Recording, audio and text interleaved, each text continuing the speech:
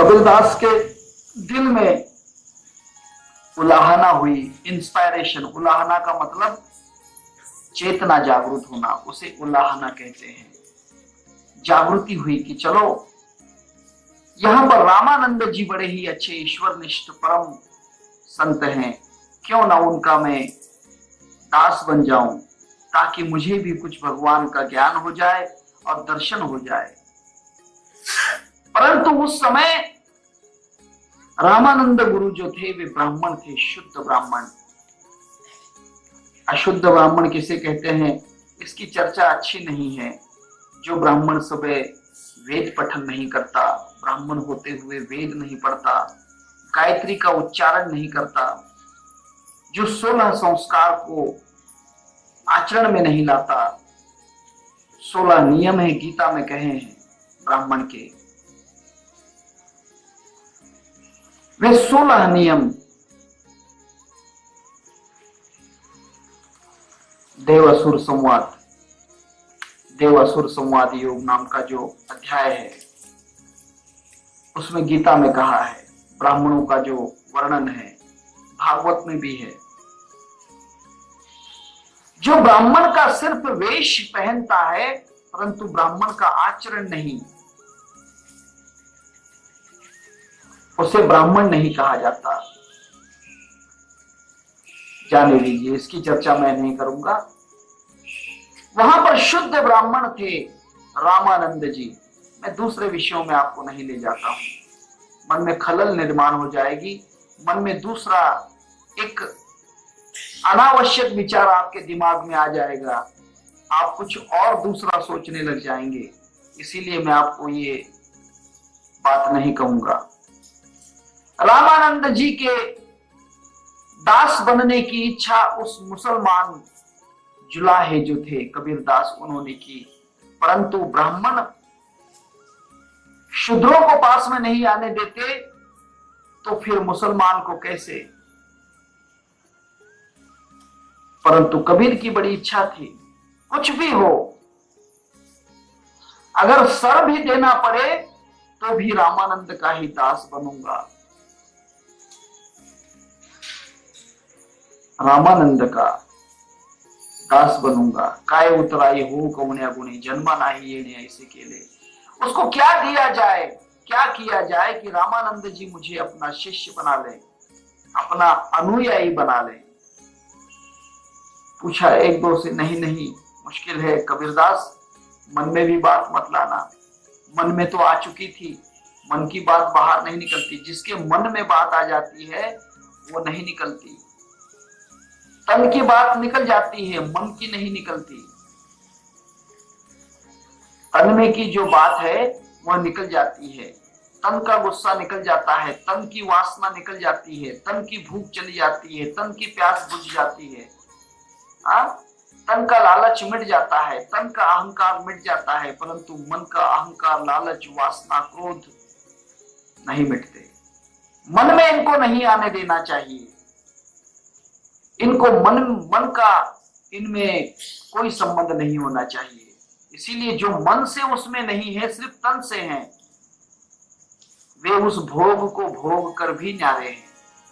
16 शस्त्र भोगुनी नारी असे ब्रह्मचारी, नवल केवड़े केवड़े नकले कानो वाचे गोरे। शरीर से संबंध है, मन से नहीं, मन उसमें नहीं।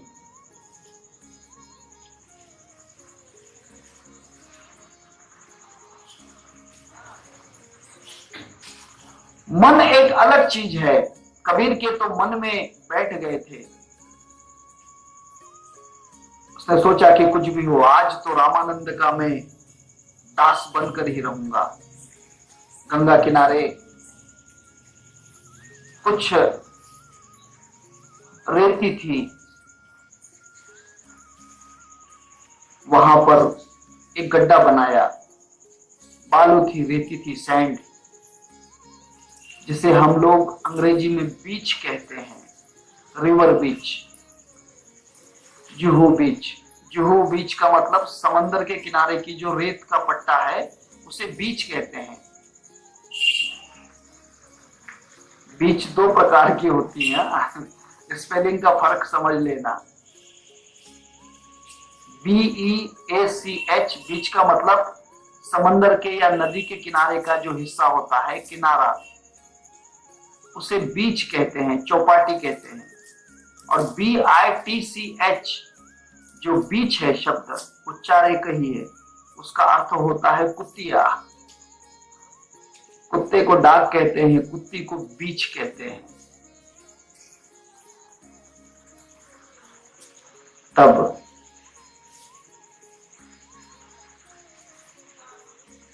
बात ये हुई उस नदी के किनारे, गंगा नदी के किनारे, जहां से रामानंद जी रोज स्नान के लिए जाते थे, सुबह सुबह जाते थे। वहां कोई टॉर्च लेकर जाना या कंदील लेकर जाना बात नहीं थी, रोज का नियम था।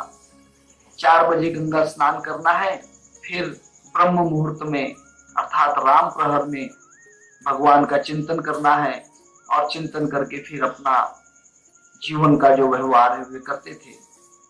अब सुबह सुबह स्नान के लिए जा रहे थे रामानंद जी, अचानक उनके पैरों में किसी को ठोकर लगी, ऐसा लगा शायद कोई पत्थर है या कोई चीज है। अचानक उनके पैरों में जैसे वह ठोकर लगी, उनके मुंह से शब्द निकला, राम राम राम राम। अचानक शब्द, कबीर ने कहा कि वाह, सर पे चरण भी रख दिए,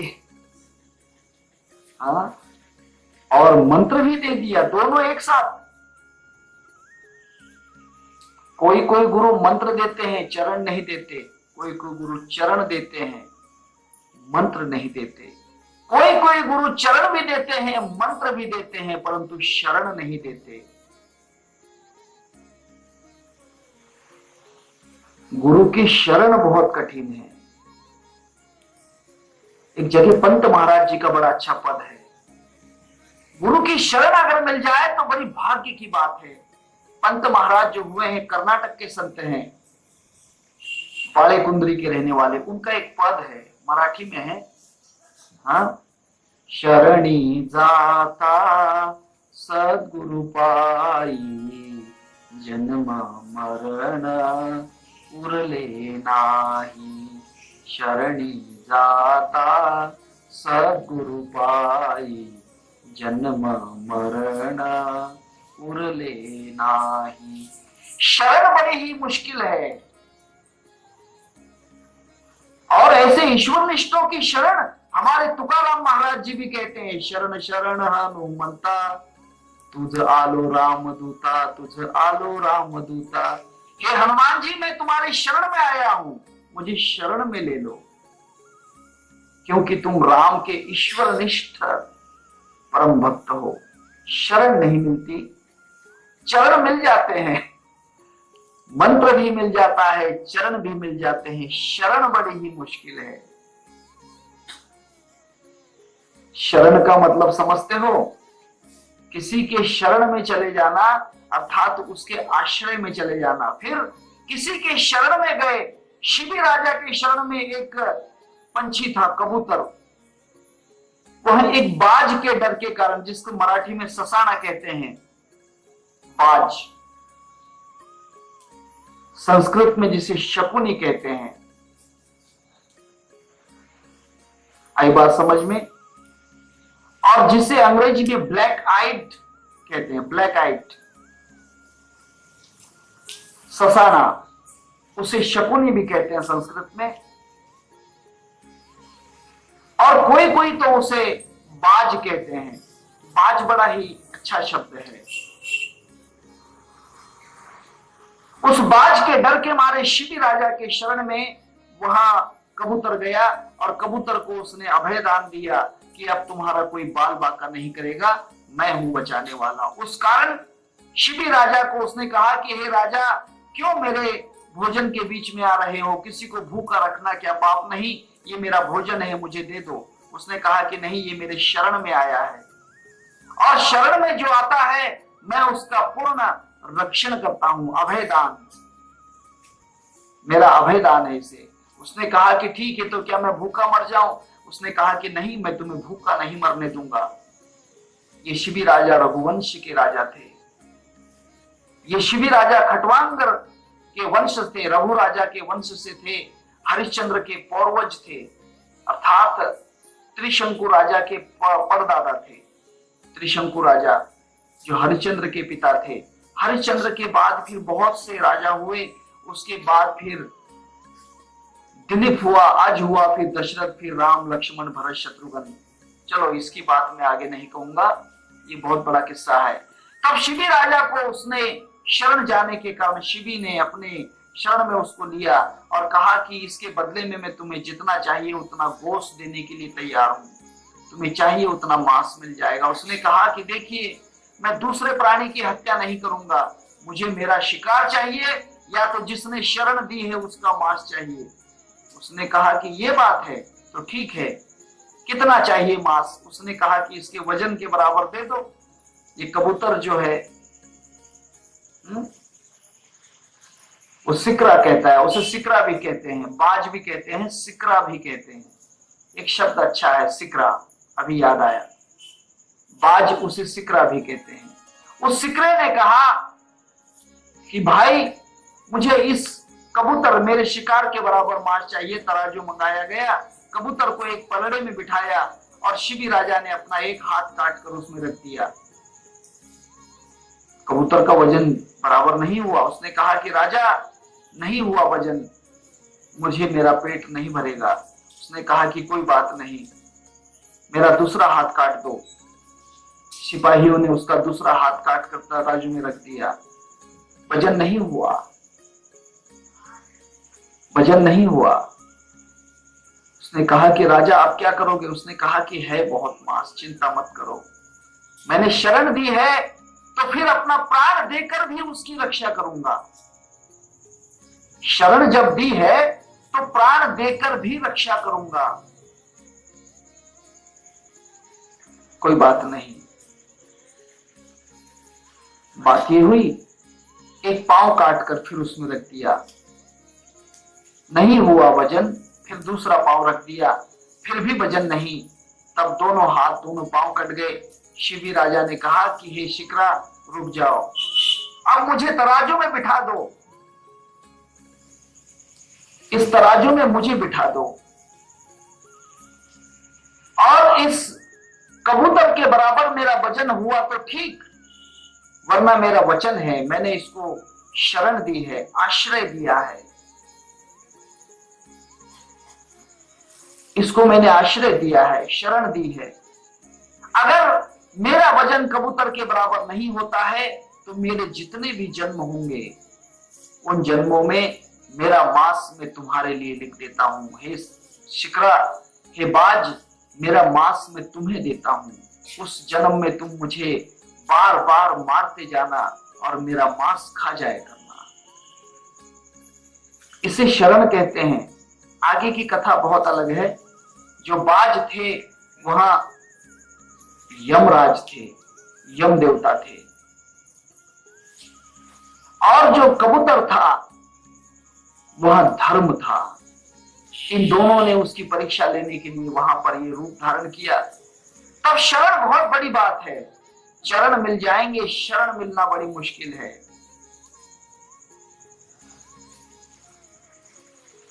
तब चरण तो मिल गए कबीरदास जी को, मंत्र भी मिल गया, परंतु शरण नहीं मिली। तब जाकर इन्होंने कहा कि देखिए, मैं रामानंद जी का शिष्य हुआ, रामानंद मेरे गुरु हैं। लोगों ने कहा कि पागल हो गए हो, जब तक तुम्हें शरण नहीं मिली, उन्होंने तुम्हें अभयदान नहीं दिया, तुम्हें अपना नहीं कहा, तब तक तुम कहां कहते हो कि वो मेरा गुरु है, मैं उनका शिष्य हूं।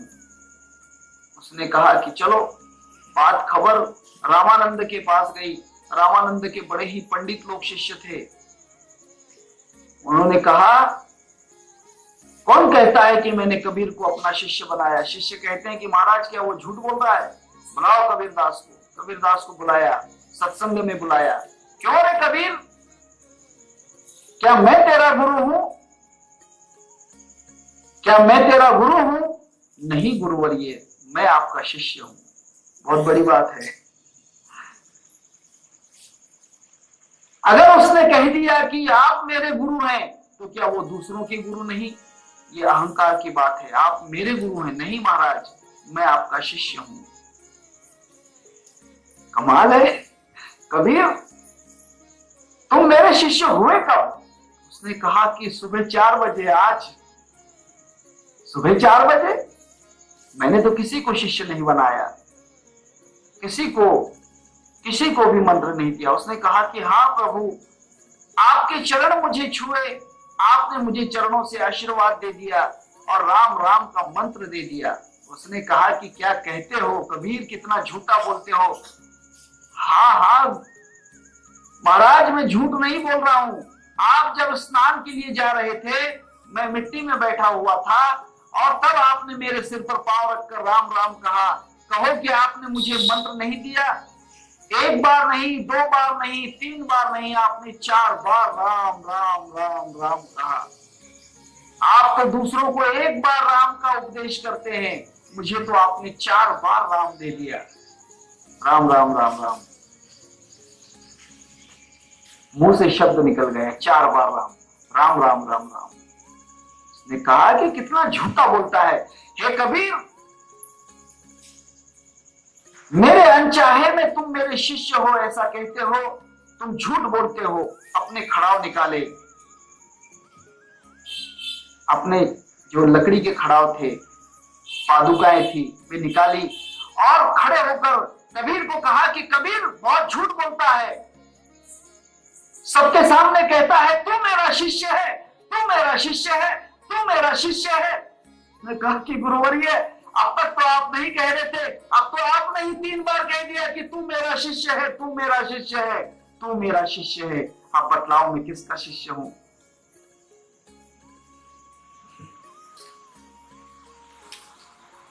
रामानंद जी आश्चर्यचकित हो गए, आंखों में आंसू आ गए। उसने कहा कि वाह, शरण आने वाला हो तो ऐसा बालक हो, ऐसा शिष्य हो। जूतों से मारा तो भी दूर नहीं गया। वाह कबीर, धन्य है, आज से तू कबीर है। कबीर, आज से रामानंद का पंथ नहीं होगा, आज से पंथ चलेगा तो कबीर का पंथ चलेगा, कबीर पंथ चलेगा। और उसी दिन से रामानंद पंथ जो है कबीर में परावर्तित हो गया।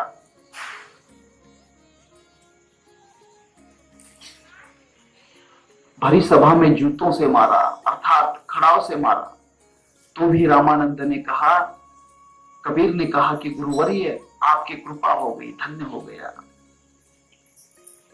बड़ी मुश्किल से मिलते हैं ईश्वर निष्ठ, बड़ी कठिनाई से मिलते हैं ऐसे ऋषि मुनि साधु संत गुरुवर्य, बड़ी ही मुश्किल से मिलते हैं। और गुरुओं की मार अगर मिल जाए, चाहे वो शब्द की मार हो या फिर जूतों की मार हो, मार खाए सीढ़ू की घीसा, तोड़ों को गावे ललकार। किसी किसी को गुरु की मार मिल जाती है। गुरु की मार नसीब वालों को मिलती है, सबको नहीं। क्योंकि गुरु अगर मार देते हैं, गुरु कैसे भी मार सकते हैं, सबके सामने भी, या फिर आपको पता भी नहीं चलेगा। गुरु मारे शब्द तो फूट जाए ब्रह्मांड, न्यारे न्यारे रंग देख लो सप्तदीप नवखांड। गुरुओं की मार बड़ी खतरनाक होती है। गुरु हमारे शूरमा वार करे भरपूर, बाहर कुछ दिखता नहीं, अंदर चकनाचूर। उन संतों की मार, उन गुरुओं की मार बड़ी विचित्र होती है। किसी किसी को मिल जाती है मार। गुरुओं की मार किसी किसी के नसीब में अगर हो तो मिल जाएगी। हाँ, परंतु जिसको वह मार लग जाती है, जो उस मार को झेल लेता है, वह संसार से मुक्त हो जाता है। जिन्हें लगे शब्द गुरु ज्ञान के, वो जगत वासना त्यागे, वो जगत वासना त्यागे। जिन्हें लगे शब्द गुरु ज्ञान के, वो जगत वासना त्यागे। उसकी जगत की वासना नष्ट हो जाती है, ब्रह्ममय स्वरूप हो जाता है। ऐसे ईश्वर निष्ठों के संगत से ब्रह्मनिष्ठ अवस्था आ जाती है। परंतु मार लगे तो सही। गुरु की मार हल्की भी हो सकती है, भारी भी हो सकती है। एक जगह एक पद है, मेरा गुरु बड़ा लोहारा, जिन ज्ञान हथौड़ा महारा। हथौड़ी की मार है गुरु की, झेल सके तो झेल। मेरा गुरु बड़ा लोहारा, जिन ज्ञान हथौड़ा मारा। गुरुओं की मार, संतों की मार, ईश्वर निष्ठों की मार, ऋषियों की मार, तपस्वियों की मार, सिद्धों की मार बड़ी मुश्किल से मिलती है। इसीलिए मार खाने के लिए तैयार रहो। गुरु जी उसी को मारते हैं, उसी विद्यार्थी को मारते हैं जिसे वहां ज्ञान देना चाहते हैं। ख्याल कर लेना, जिस विद्यार्थी को वो ज्ञान में प्रवीण करना चाहते हैं, ज्ञान देना चाहते हैं, उसी पर गुरु अपना आघात करते हैं, उसी विद्यार्थी को मारते हैं। गुरु उसी शिष्य पर नाराज होते हैं, उसी शिष्य से विरोध करते हैं जिसे वह कुछ देना चाहते हैं। सुनार उसी लोहे को, सुनार उसी सोने को तपाता है जिसे वह अलंकार बनाना चाहता है। लोहार उसी लोहे को तपाता है, उसी लोहे को हथौड़े से मारता है जिसका वह शस्त्र बनाना चाहता है। दूसरे लोहे को नहीं मारेगा, जिसकी वह तलवार बनाना चाहता है, जिसका बाण बनाना चाहता है, जिसकी ढाल, तलवार, छुरी, कुछ भी शस्त्र बनाना चाहता है, उसी लोहे को वह लोहा रूपी गुरु मारता है। जिस शिष्य में उसे कुछ नजर आता है कि यह तलवार ले सकता है धर्म की हाथ में, ज्ञान खड़ग ले हरा खेत में, संत सिपाही बाका है, धर्म किले को तोड़कर बंदे लिया मुक्ति का नाका है। यह ज्ञान की खड़ग अर्थात तलवार हाथ में ले सकता है, उसी को वे मार देते हैं जो तलवार बन सकता है, जो दोस्तों का दिलबर बन सकता है,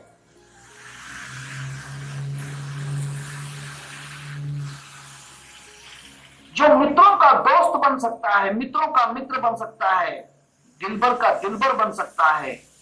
और जो शत्रु हैं काम, क्रोध, मोह, माया, मत्सर, उनके लिए तलवार बन सकता है। दिलबर के लिए दिलदार हैं हम, दुश्मन के लिए तलवार हैं हम। ऐसा जो तलवार बनने वाला शिष्य है उसी को गुरु मार देते हैं।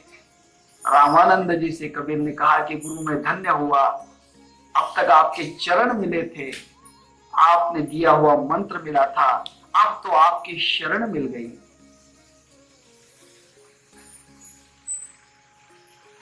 संत ज्ञानेश्वर महाराज वही कहते हैं, अनवरत भूमंडली भेट तू या होता।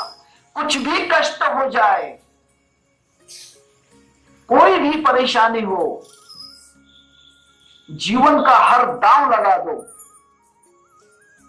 मेरी बात को पूरी समझ लेना, जीवन का हर खेल खेलो, हर दांव लगा दो, हर दांव हार जाओ,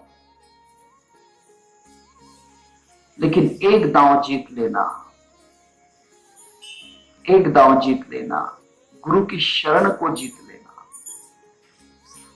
गुरु की जो शरण है उसे जीत लेना। आपको मालूम है भगवान शिव और पार्वती चौसर खेलते थे।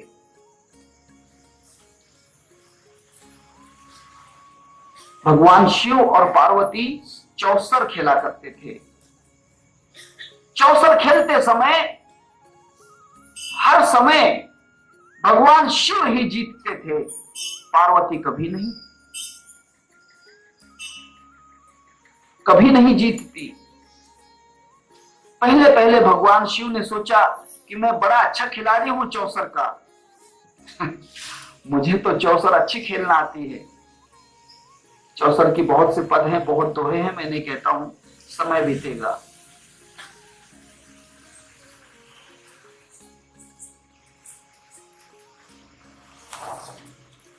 तब भगवान शिव ही चौसर जीतते, पार्वती हारती। एक दिन भगवान शिव ने पूछा, क्यों पार्वती,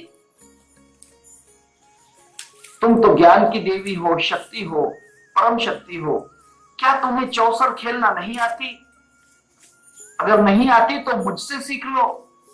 क्या तुम चौसर में हमेशा हारती ही रहोगी? उसने कहा कि प्रभु, मेरी हार में मेरी विजय है। हाँ, वो कैसे? मैं हर वक्त हारती हूं, जब जब मैं हारती हूं उस वक्त आप खुश हो जाते हो।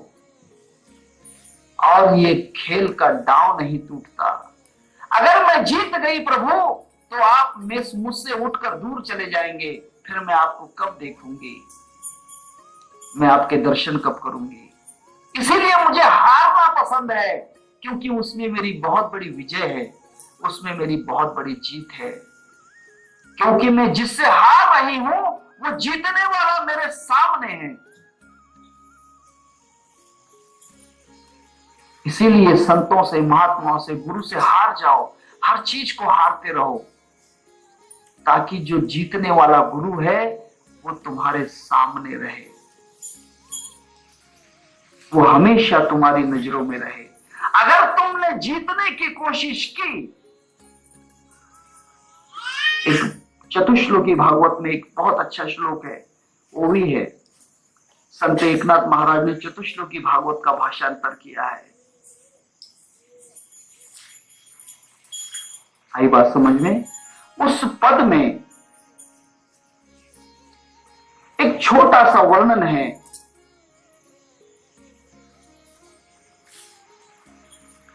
सावधान करते हैं एकनाथ महाराज। शिष्य झाला ब्रह्म संपन्न, शिष्य ब्रह्म संपन्न हो गया, सर्व साक्षात्कारी हो गया, पूर्ण ज्ञानी हो गया, परंतु वह गुरु से बड़ा है ऐसा नहीं कि समझेगा।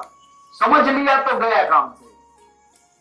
शिष्य झाला ब्रह्म संपन्न, तयासी कोटि पूज्य सद्गुरुदान, ही लाधली कुण सनकादिका। सनक सनंदन संकादिक और सनत कुमार, इनको यह ज्ञान का एक पूर्जा मिला, एक पूंजी मिली, एक चाबी मिली कि शिष्य अगर कितना भी ऊंचा हो गया, कितना भी बड़ा हो गया, तो गुरु से बढ़कर मैं हूं ऐसा कभी मत सोचना। शिष्य झाला ब्रह्म संपन्न, तयासी कोटि पूज्य सद्गुरु जान, ये लाधली कुण संकादिका। क्योंकि मैं गुरु से श्रेष्ठ हूं ऐसा सपने में भी मत लाना। राधा ने ऐसे ही किया था कि मैं कितनी श्रेष्ठ भक्त हूं कि भगवान कृष्ण मुझे लेने के लिए आ रहे हैं, कांधे पर ले जा रहे थे भगवान रासलीला के समय। राधा कुछ कारण से आने में कमजोर थी, बीमार थी। भगवान कृष्ण ने कहा कुछ भी हो, राधा के बिना रास नहीं होगी, रास विलास राधा के बिना नहीं होगा। कृष्ण नंदगांव बरसाना गए, जहां पर राधा रहती थी। गोकुल के पास में ही है नंदगांव बरसाना, कभी दर्शन के लिए जाना, वहां पर राधा के चरणों की धूल है। भगवान कृष्ण ने खेली हुई होली के रंग वहां पर मिले हैं। कृष्ण के साथ राधा ने होली नंदगांव बरसाना में खेली है। भगवान ने कितने आनंद के, कितने प्रेम के, कितने ब्रह्म स्वरूप के रंग वहां पर बिछाए हैं नंदगांव बरसाना में। और वहां से जाने दीजिए, भागवत का किस्सा है, यहां नहीं बढ़ाता हूं, भागवत की बात है। नंदगांव बरसाना, गोकुल के पास ही नंदगांव बरसाना। भगवान कृष्ण नंदगांव बरसाना से राधा को, राधा कहती कि हे कृष्ण मैं नहीं आ सकती, मुझे नाचना नहीं होगा क्योंकि मैं बहुत कमजोर हूं, मैं बीमार हूं। कृष्ण ने कहा कुछ भी हो राधा तुम्हें आना ही पड़ेगा, अगर तुम आई सामने मेरे तो ही ये रास लीला होगी, अन्यथा हो ही नहीं सकती। उसने कहा कि मैं चल भी नहीं सकती हूँ कृष्ण। उसने कहा कोई बात नहीं, मैं तुम्हें अपने कांधे पर ले जाता हूं। राधा ने कहा फिर ठीक है।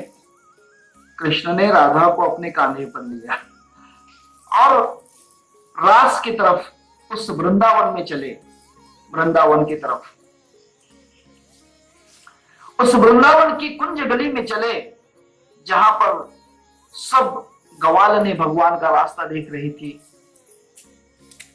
कि कब आएंगे कृष्ण और कब रास लीला होगी।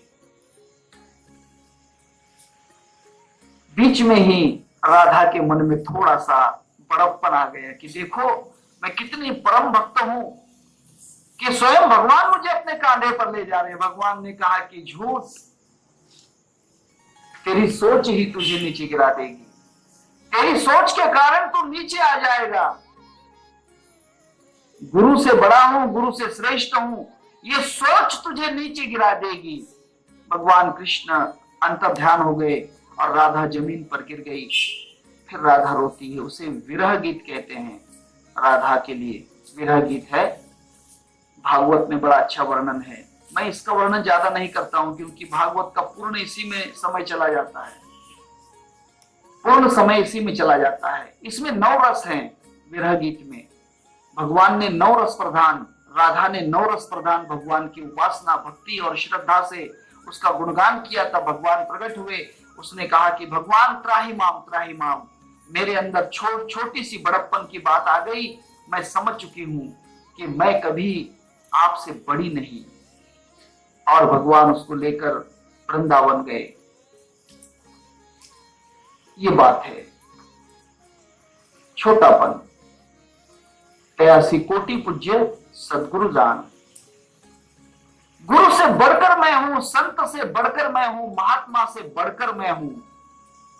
ऐसा होता है कभी कभी, कभी कभी ऐसा होता है। एक बार गोरख और मच्छंदर एक गांव में गए। भिक्षा मांगने का समय आया। माधुकरी मच्छंद्रनाथ गए, किसी ने भिक्षा नहीं दी। मच्छंद्रनाथ को भिक्षा नहीं दी। मच्छंद्रनाथ खाली हाथ आ गए। गोरख ने कहा कि गुरुवर्य, आप जैसे महान व्यक्ति और भिक्षा नहीं मिली आपको, लोगों ने आपको कुछ भी नहीं दिया। उसने कहा कि नहीं गोरख, ये तो उनकी मर्जी है, दें या न दें। उसने कहा कि देखो गुरुवर्य, आपकी आज्ञा हो तो मैं जाऊं। उसने कहा कि ठीक है जाओ गोरख, कुछ मिल जाए रूखी सूखी तो ले आना। गोरखनाथ ने क्या किया, एक ऊंचा लंबा बांस लिया, बांबू समझते हो ना, बांस। एक बांस लिया, उस बांस को जमीन में गाड़ दिया और योग के बल उस बांस के ऊपर जाकर बैठ गए पद्मासन लगा के। लोगों ने कहा कि वाह वाह क्या सिद्ध पुरुष है। पहले भी एक आए थे साधु, पहले भी एक साधु आए थे। वो साधु भी अलग निरंजन कह रहा था, अलग निरंजन, अलग निरंजन। कुछ भी तो नहीं था बाबा में। बाबा झोली निकाल निकाल कर भिक्षा मांग रहे थे, शायद लपोट मालूम होता था, लफंगा था कहीं का। ये बाबा सच्चे हैं, ये बाबा बड़े पहुंचे हैं। गोरक्षनाथ के चरणों में किसी ने कुछ, किसी ने सोना, किसी ने चांदी, किसी ने पैसे, अनाज, सब कुछ ला ला के जितना ऊंचा बांस था उतना ढीग लगा दिया और विनती करने लगे कि हे महाराज, आपको हम जो चाहे दे देंगे, आप चाहो तो हमारा प्राण ले लो, परंतु अपने चरणों के दर्शन तो करने दो। गोरखनाथ ने कहा कि भाई ऐसा मुझ में क्या है। उन्होंने कहा कि हे गुरुवर्य, आप बड़े सिद्ध पुरुष हो, महात्मा हो, आप जैसा और आपसे बड़ा कोई भी नहीं। उसने कहा कि इस बात को पीछे ले लेना, ये बात हटा दो, वरना गोरख गोरख नहीं रहेगा। उसने कहा कि ऐसी क्या बात है। अरे मूर्खो, तुम्हें मालूम नहीं ये जो ज्ञान प्राप्त हुआ है ये उसी साधु के द्वारा मुझे प्राप्त हुआ जिसको आपने भिक्षा नहीं दी। हाँ, वे साधु इतने पहुंचे हुए हैं। हाँ भाई मेरे, वे मेरे गुरु हैं मच्छंद्रनाथ, मैं तो उनका बालक हूं, मैं तो उनका शिष्य हूं, मैं तो उनका दास हूं, मैं तो उनका अनुयायी हूं। आप मुझे बड़ा मत कहो, बड़ा तो महात्मा है। लोगों ने कहा कि धन्य हो मच्छिंद्रनाथ, वे भी गुरु होते हैं जो अपने आप को बड़ा सिद्ध नहीं करते, मैं बड़ा हूं ऐसा सिद्ध नहीं करते, और वे शिष्य हैं जो गुरु से बढ़कर मैं हूं ऐसा कभी जबान पर भी नहीं आने देते। इसीलिए गोरख का पंथ चल रहा है, क्योंकि गुरु से बढ़कर कभी खुद को नहीं माना। भूल से भी ये बात नहीं करना। संत ज्ञानेश्वर महाराज कहते हैं, अनवरत भूमंडली भेंट तू या होता। इन लोगों को ये मिल सकता है, ये जो लोग होते हैं ईश्वरनिष्ठ लोग होते हैं, परम परम भगवान के परम निष्ठ भक्त होते हैं जिनकी भगवान स्वयं पूजा करता है। भगवान जिनकी स्वयं पूजा करता है। तुम्हें मालूम है, आपको पता नहीं होगा, अगर आप संतवाणी नाम का एक गोरखपुर का ग्रंथ है, संतवाणी, उसमें भगवान का एक वाक्य है कि मैं उन महात्माओं को, उन सिद्धों को, उन संतों को, उन परम ईश्वर निष्ठों को नहलाने के लिए जल बन गया हूं, उनको प्रकाश देने के लिए सूरज बन गया हूं, उनको शीतलता देने के लिए चंद्रमा बन गया हूं, उनको तृप्त करने के लिए मैं भोजन बन गया हूं, उनको विश्राम करने के लिए मैं धरती बन गया हूं, उनके मुंह से कोई अल्फाज निकले, शब्द निकले, उनके लब से कोई आवाज निकले, इसीलिए मैं शब्द बन गया हूं, वरना मैं इतना नहीं बन सकता था। मैं उनके लिए बना हूं, उनकी सेवा के लिए मैं आप, तेज, वायु, आकाश, पृथ्वी सब कुछ बन गया हूं, शब्द बन गया हूं, स्पर्श बन गया हूं, मैं स्वाद बन गया हूं, मैं सुगंध बन गया हूं, क्योंकि उन मेरे जिनकी मैं पूजा करता हूं उन्हें सुगंध प्राप्त हो, इसलिए मैं फूल बन गया हूं। उन्हें स्वाद भोजन में मिले, इसीलिए मैं स्वाद बन गया हूं। इस दुनिया की खूबसूरती में अलग अलग प्रकार के रंग बन गया हूं। इतना ही नहीं, मैं उनका भक्त बन गया हूं। संतवाणी में पूछिए, हनुमान प्रसाद पोद्दार उनके बहुत अच्छे लेखक हैं। बड़ा ही विचित्र जीवन है ऐसे ईश्वर निष्ठों का। और संत ज्ञानेश्वर महाराज कहते हैं, अनवरत भूमंडली भेट तू या होता। हे भगवान, अगर वरदान देना हो तो ऐसे संत महात्माओं की इस भूमंडल के लोगों को हमेशा भेंट होती रहे, उनका संबंध उनसे आता रहे, उनकी उनसे मुलाकात होती रहे। एक जगह बड़ा अच्छा लिखा हुआ है, एक जगह बड़ा अच्छा लिखा हुआ है, संतवाणी में ही, संतवाणी में ही।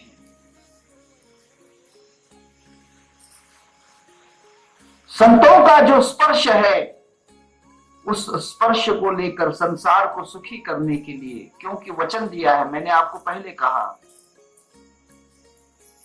कि ये जितने भी आप, तेज, वायु, आकाश, पृथ्वी, ये जितने भी हैं, यहां भगवान की आज्ञा के कारण चल रहे हैं।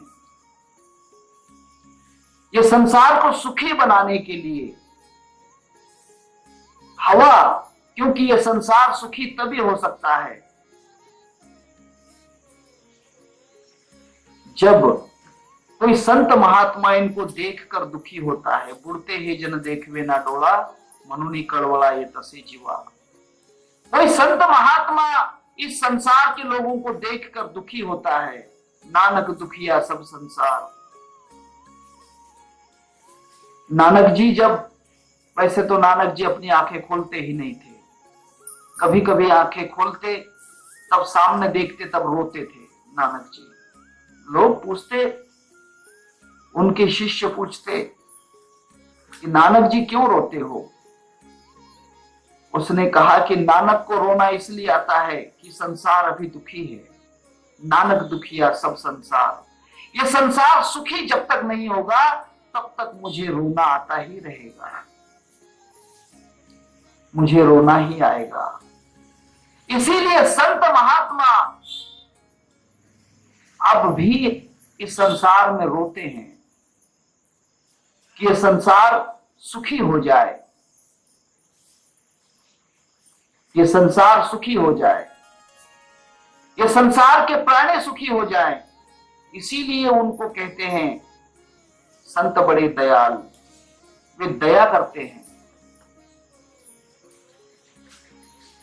करुणा है संतों में, संतों का गुण करुणा है, दया है, शीतलता है, सत्य है, अहिंसा है, प्रेम है, ज्ञान है, संग है, असंग है, वादी है, विवादी है, निर्विवादी है। ये बहुत बड़ी बातें हैं, इसको मैं यहां पर विस्तार नहीं करूंगा। ये संत में सब बातें होती हैं। और ये सब बातें क्यों करते हैं? संत किसी से वाद भी करते हैं। जगतगुरु शंकराचार्य मंडन मिश्र से वाद कर रहे हैं, क्यों? कि संसार सुखी हो जाए। अगर मैं ये वाद करता हूं मंडन मिश्र से, तो मेरे वाद के कारण ये ज्ञान उन लोगों के बुद्धि में प्रकाश करेगा, इसलिए वे विवाद करते हैं। वे वादी बन जाते हैं। मोहम्मद पैगंबर कभी हाथ में तलवार उठा लेते हैं, वाद करते हैं। यहूदियों पर तलवार लेकर दौड़ते हैं जिहाद के लिए, क्यों? कि धर्म की लोगों को पहचान हो जाए, अधर्मों का नाश हो जाए। भगवान कृष्ण सुदर्शन निकाल लेते हैं, अर्जुन अपना धनुष्य बाण उठा लेते हैं, रामचंद्र जी अपना धनुष्य बाण उठा लेते हैं, परशुराम अपना परसा चला देते हैं, क्यों? अधर्म का विनाश करने के लिए और धर्म की स्थापना करने के लिए। विनाशाय च दुष्कृताम धर्म संस्थापनार्थाय संभवामि युगे युगे। संत वाद भी करते हैं, विवाद अर्थात संभाषण भी करते हैं, निर्विवाद भी हो जाते हैं। कहते हैं कभी कभी, नहीं नहीं आप कैसे हो बराबर है, आपका ही ठीक है। निर्विवाद का मतलब, वे निर्विवादी इसलिए बन जाते हैं कि वाद करने से इसने जो पकड़ कर रखा है वह भी छोड़ सकता है। आज जो ये कर रहा है वह भी शायद कल न करे, इसीलिए उससे वाद नहीं करते। नहीं नहीं आप जो करते हो ना बड़ा अच्छा है। छोटा सा दृष्टांत है, रेवण नाथ महाराज, नवनाथ में से रेवण नाथ हुए। उस रेवण नाथ छोटे बालक थे, नवनाथ थे। वो छोटे छोटे बच्चों को पत्थर के लड्डू, पत्थर का पेड़ा, पत्थर की मिठाई बना बना कर बच्चों को बांटते। जैसे छोटे छोटे बच्चे खेलते हैं ना, आप खेले या नहीं मुझे नहीं मालूम, मैं खेला हूं बच्चों के साथ। छोटे छोटे बच्चे कहते हैं मौसी मौसी, हे गया पूड़ी, हे गया भात, हे गया भाजी, हे गया मैगी, हे गया चाइनीज। छोटे छोटे बच्चे, दिवाली पे ये सन होता है। दिवाली पर ये खेल खेलते हैं बच्चे। मट्टी के छोटे छोटे बर्तन उनको दिए जाते हैं, छोटे छोटे बर्तन, मट्टी का तवा, मट्टी का घड़ा, मट्टी के सब मट्टी के बर्तन। और छोटे छोटे बच्चे, उसमें कुछ नहीं होता है, और कहते हैं आओ मैं तुम्हें चावल देता हूँ। छोटी बच्ची कहती है आओ मैं तुम्हें चावल खिलाती हूँ, कुछ भी नहीं होता है। कागज के टुकड़े फाड़ते हैं और कहते हैं मैं दुकान जाती हूँ और कुछ तुम्हारे लिए लेकर आती हूँ। कागज देती है और कहते हैं कि बनिया जी मुझे फलानी चीज दे दो। कागज देती है और कुछ भी नहीं, वहीं से कुछ पत्थर लाती है और कहती कि लो मैं फलानी चीज लेकर आई। ऐसा ही खेल खेल रहे थे रेवणनाथ, क्योंकि बालू में ही जन्म हुआ था, रेती में जन्म हुआ, रेती के कणों में जन्म हुआ, इसलिए उनका नाम रेवणनाथ हुआ। वहां से गुरु दत्तात्रेय जी जा रहे थे, गुरुदत्त जो थे वे जा रहे थे। उन्होंने कहा कि क्या कर रहे हो बालक? उन्होंने कहा कि कुछ नहीं, ये मिठाई खा रहे हैं और मैंने लड्डू, पेड़ा, बर्फी, मिठाई दे रहा हूं। गुरुदत्त ने सोचा कि कमाल है, ये छोटा सा बच्चा दे तो पत्थर रहा है और कहता है कि लड्डू दे रहा हूं। और देखो ना बच्चे भी कहते हैं कि हम लड्डू खा रहे हैं, लड्डू ले रहे हैं। उसने कहा कि हे बालक, तेरे अंदर संसार के कल्याण की नीति है, तो संसार को सुखी करने के लिए जो भी कर रहा है वह सत्य होगा। सत्यम भवतु सत्यम भवतु सत्यम भवतु। और दत्त जी ने उन्हें आशीर्वाद दिया और वे दत्त के अनुग्रहित हुए। उसी समय रेवण सिद्ध हुए, रेवणनाथ सिद्ध हुए। और उन्होंने मट्टी भी दी तो वो सही का पेड़ा हो जाता था, मट्टी दी तो सही में लड्डू बन जाता था। नवनाथ में बड़ी अच्छी कथा है। यह जो है कहीं कहीं पर सिद्ध पुरुष, सिद्ध महात्मा निर्विवाद होते हैं, वाद नहीं करते। आप जो कर रहे हैं उसमें भी वह राजी हैं, वह उसमें भी राजी हैं। कभी कभी संत महात्मा वाद नहीं करते। ठीक है, आप बीड़ी पीते हो, सिगरेट पीते हो, कोई बात नहीं, समझ में आ जाएगी, उस दिन छूट जाएगी, अभी पीते रहो। हाँ, ऐसा होता है, क्योंकि बीड़ी न छूटे, न छूटे या न छूटे, उसे संतों को कुछ लेना नहीं, गुरुओं को कुछ लेना नहीं, परंतु गुरु ये चाहते हैं कि मैं इससे न छूट जाऊं। ये मुझसे छूट गया तो परवाह नहीं, लेकिन मैं अगर इससे छूट गया, इसने अगर मुझे छोड़ दिया तो ये दुखिया हो जाएगा। नानक दुखिया सब संसार, मैं तो 1000 छोड़ दूंगा, परवाह नहीं, परंतु इसने मुझे छोड़ दिया तो ये दुखी हो जाएगा। नानक रो रहे थे, नानक दुखिया सब संसार। और यही बात है, ये जो सिद्ध संत महात्मा ऋषि मुनि महंत योगी पुरुष होते हैं, वे संसार के दुख के कारण दुखी हैं, दुख के कारण दुखी हैं।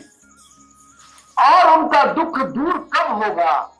एक सिद्धांत है, एक सिद्धांत है।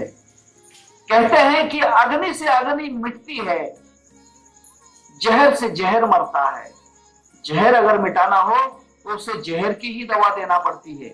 स्नेक बाइट नाम का एक इंजेक्शन है, दवा है स्नेक बाइट। किसी को सांप अगर काट लिया तो उसको इंजेक्शन दिया जाता है सलाइन में, snake bite, anti snake bite. कुत्ता अगर किसी को काट लिया, जहरीला कुत्ता, पागल कुत्ता, तो उसे जो इंजेक्शन दिया जाता है रेबीपुर, ऐसे बहुत से प्रकार के इंजेक्शन है जो पागल कुत्ते के जहर खून से ही बनाया जाता है। जो स्मॉल पॉक्स वैक्सीन जिसे कहते हैं, देवी की लस, ये जो बनाई जाती है, किसी को देवी निकली हो तो उसकी जो देवी के जो बीमारी के जो बूंदे होती हैं, फोड़ होते हैं, फुंसियां होती हैं, उसमें से वह निकालकर उसकी फिर दवाई इंजेक्शन बनाई जाती है, लस बनाई जाती है, वैक्सीन बनाया जाता है। जहर को जहर मारता है। संत का दुख भी उसी वक्त दूर होता है जब उसे दुख मिल जाता है, अर्थात वह संसार का दुख जमा कर लेता है, संसार का दुख अपने तरफ आ जाता है। सब लोग संसार में साधुओं को, गुरुओं को, महात्माओं को अपना दुख दे देते हैं। अपना दुख जब दे देते हैं तब उन गुरुओं का, महात्माओं का, संतों का दुख दूर हो जाता है, वे सुखी हो जाते हैं। और सुखी होना, गुरु को, संत को, महात्माओं को सुखी अगर करना चाहते हो तो अपना सब दुख उनको दे दो, सब दुख उनको दे दो। सब दुख कब जाएगा? सब दुख कब जाएगा?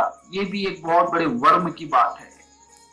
सब दुख कब जा सकता है? पूरी रात, पूरा अंधेरा कब जा सकता है? बताओ। अभी यहां पर लाइट चालू है, पूरा अंधेरा गया नहीं? कहीं दीपक जला दिए, कहीं हेलोजन जला दिए, तो क्या पूरा अंधेरा चला गया? नहीं। कब जाएगा? विश्व स्वधर्म सूर्य पाहो, जब वहां प्रकाश रूपी सूरज उसमें उग जाएगा तब पूरा दुख वहां से, पूरा अंधेरा वहां से चला जाएगा। और गुरु यही चाहते हैं, विश्व स्वधर्म सूर्य पाहो, कि आपको अपने अंदर वो प्रकाश दिख जाए, वहां ज्ञान की ज्योति दिख जाए, ज्ञान का प्रकाश हो जाए तुम्हारे अंदर, ताकि पूरा दुख मेरे तरफ आ जाए और आपकी तरफ प्रकाश चला जाए। ऐसे जो संत महात्मा होते हैं, संत ज्ञानेश्वर महाराज कहते हैं कि हे भगवान, हे परम पुरुष भगवान, हे विश्वात्मक परमात्मा, मैं आपसे वरदान चाहता हूं, अनवरत भूमंडली भेंट तू या होता। ऐसे जो करुणावान लोग होते हैं उनकी हमेशा इस भूमंडल के जीवों से मुलाकात करवाते रहो। इस भूमंडल के जितने जीव हैं उनके लिए उनका संबंध बनाते रहो। कितनी बड़ी प्रार्थना है, कितना बड़ा विशेष भगवान से वरदान मांगा है, जिससे हमारा दुख पूरा दूर चला जाए, हमारे अंदर कोई दुख न हो, हमारे अंदर सुख की वर्षा हो। वर्षत सकल मंगली, हमारे अंदर वर्षा मंगलमय वर्षा हो, सुख की वर्षा हो। ईश्वर निष्ठांची मांदियाळी अनवरत भूमंडली भेटतु यावता। अनवरत का मतलब होता है अखंड, हमेशा। परंतु क्या करें, सबसे बड़ी बात यह है कि संसार के लोग उस तरफ देखने को भी तैयार नहीं, उस तरफ देखने को तैयार नहीं। कि वह व्यापार कीजिए, वह जीवन व्यवहार रखिए कि जिससे आपका हित हो जाए। अनवरत भूमंडली भेटतु यावता, ये संसार के लोगों को सुख की वर्षा हो जाए। अब यह सुख मिलेगा कैसे? ये सुख मिलेगा कैसे? क्या ये सुख दे सकते हैं? दुख तो मिल जाएगा, दुख तो हम उनको दे देंगे, परंतु क्या हमें सुख मिल जाएगा? हम जो सुख चाहेंगे, जो जीवांशील तोते लाहो प्राणी जात, क्या ऐसा हो सकता है? हाँ, हो सकता है, बिल्कुल होगा, क्योंकि वे जो देने वाले हैं वे क्या है? चला कल्पतरुचे यारव, वे चलते हुए कल्प वृक्ष हैं। स्वर्ग में जो कल्प वृक्ष है 14 रत्न मंथन के समय निकला था, वह कल्प वृक्ष एक जगह से दूसरी जगह नहीं जा सकता, वह स्थिर कल्प वृक्ष है। साधु संत महात्मा गुरु जो होते हैं वे चलते हुए कल्प वृक्ष हैं। चला कल्पतरुचे यारव, एक कल्प वृक्ष है स्वर्ग में, और ये कल्प वृक्षों का वन है। आरव का मतलब होता है पूरा बगीचा, पूरा गार्डन, दूसरी चीज का नहीं, कल्पतरुओं का बगीचा है ये। ऋषि मुनि संत महात्मा सिद्ध पुरुष गुरु औलिया पैगंबर गॉड फादर, ये जितने भी लोग हैं ये चलते हुए कल्प वृक्ष हैं। ये कल्प वृक्ष के पास आपको जाने की जरूरत नहीं, वो कल्प वृक्ष खुद आ जाएगा, सिर्फ कल्पना तो करके देखो। चला कल्पतरुचे यारव, ये क्या है? संसार में तीन चीजें बड़ी ही महत्व हैं, तीन चीजें ही बड़ी महत्व की। एक तो अमृत, जिससे अमृतत्व होता है। दूसरा चिंतामणि, एक मणि होता है चिंतामणि, जो मणि से कोई प्रकार की चिंता नहीं, जो भी चिंता करोगे, भगवान कल क्या खाऊंगा, भोजन तैयार है, भगवान 25 तारीख को ये करना है, सब कुछ तैयार है, उसे चिंतामणि कहते हैं। कल्पना, मुझे ये करना है, मुझे वो करना है, अगर ऐसा हो जाए तो, अगर वैसा हो जाए तो। जो कल्पना को पूरी करता है वो कल्प वृक्ष, जो चिंता को दूर करता है वो चिंतामणि, और जो जन्म मरण से दूर कर देता है, मृत्यु ही नहीं होने देता, वो अमृत है। और वे तीनों किसमें है? इन ऋषि मुनि संत महात्माओं में है। तला कल्पतरुचे यारव, चेतना चिंतामणि चे गाव, बोलते जे अर्णव पीयूषांचे। पीयूष का मतलब होता है अमृत। कल से हम इसी श्लोक पर चर्चा करेंगे। हाँ, चला कल्पतरुचे आरव, चेतना चिंतामणि चे गाव, बोलते जे अर्णव पीयूषांचे। जो चलते हुए कल्प वृक्ष है, जो चिंतामणि का गांव है, अर्थात एक चिंतामणि नहीं है, पूरा गांव ही चिंतामणि है। जहां भी जाओगे चिंता दूर हो जाएगी, कहीं भी जाओ, कहीं भी जाओ, हमेशा सुखी रहोगे। बोलते जे अर्णव पीयूषांचे।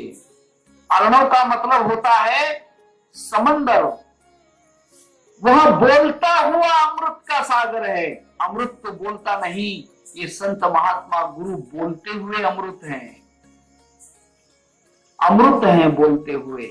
ये अमृत बोलता है, और इसका हमें कल विचार करना है। आप सबको इसका बड़ा विचार से विचार करना है, सिर्फ विचार नहीं, विचार से विचार करना है। संत ज्ञानेश्वर महाराज की जो वाणी है, उन्होंने अपने लिए कुछ भी नहीं मांगा। आखिरी में एक शब्द कहा है, येणे वरे ज्ञानदेव सुखिया झाला, सुखिया झाला। येणे वरे ज्ञानदेव, अगर ये वर मिल जाते हैं तो ज्ञानेश्वर सुखी हो जाएगा, सुखी हो जाएगा, सुखी हो जाएगा। येणे वरे ज्ञानदेव सुखिया झाला। हाँ, ज्ञानेश्वर महाराज अपने लिए कुछ नहीं मांग रहे, वो कहते हैं कि हे भगवान, इनको सुखी कर दो, इनको सुखी कर दो। अगर ये सुखी हो गए तो फिर मैं दुखी कहां रहूंगा। मैं तो दुखिया इसलिए हूं कि दुखिया संसार, नानक दुखिया सब संसार। मेरे अंदर दुख इसलिए है, हे भगवान, हे विश्वात्मक परमात्मा, मेरे अंदर दुख इसलिए है कि संसार दुखी है, और मैं सुखिया उस वक्त हो जाऊंगा जब मैंने जो मांगा है वो इनको मिल जाएगा, अर्थात ये पूर्ण सुखी हो जाएंगे, इनमें दुख का लेश भी नहीं रहेगा। पूर्ण रूप से सुखी ये जब हो जाएंगे, तब हे भगवान, येणे वरे ज्ञानदेव सुखिया झाला, येणे वरे ज्ञानदेव सुखिया झाला। ये हम आखिरी दिन लेंगे कि ज्ञानेश्वर महाराज सुखिया कैसे, अर्थात सुख में कैसे हो जाते हैं। कल तो हम देखेंगे कि चलते हुए कल्प तरु, कल्प वृक्ष कैसे होते हैं। परसों के दिन हम देखेंगे चेतना चिंतामणि चे गांव। चिंतामणि का गांव किसे कहते हैं? जिस गांव में रहने से चिंता ही नहीं, चिंता आती ही नहीं।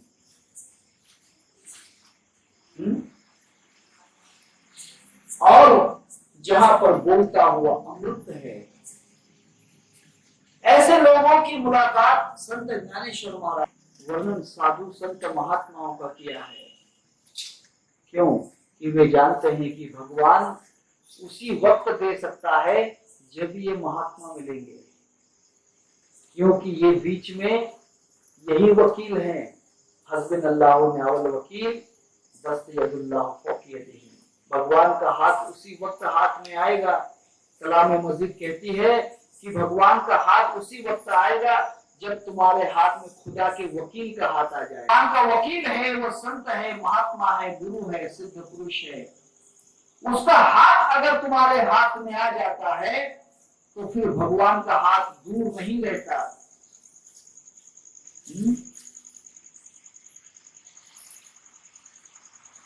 कहते हैं तुम्हें वो माता पिता, तुम्हें वो बंधु सखा, तुम्हें वो।